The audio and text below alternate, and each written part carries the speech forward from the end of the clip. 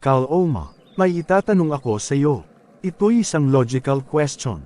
Okay Mang Kepweng, game ako. Anong itatanong mo? Unang tanong, sa bawat kanin, ano ang ulam? It's so very easy question.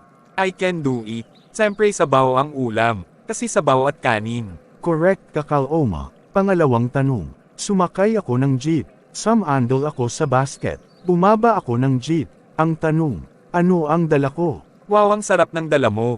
E di suman, kasi suman ang dala ko sa basket. Ito pang huling tanong, sa 1 kilo, magkano ang kalahati? Hahahaha, ang dali naman. Ang sagot, detres, wala na bang mas madali dyan? Ako naman ang magtatanong sa'yo. Okay, magtanong ka. Yun tanong, bakit may pangit? Bakit Kaloma? Itanong mo sa nanay at tatay mo. Ah, Bye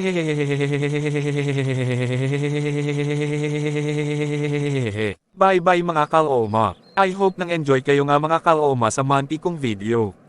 Sa uulitin, bye bye mga kaloma, at nag-iiwan sa inyo ng magandang kasabihan. Ang lalaking nagigipit, sa mamasang at metro na nangungupit.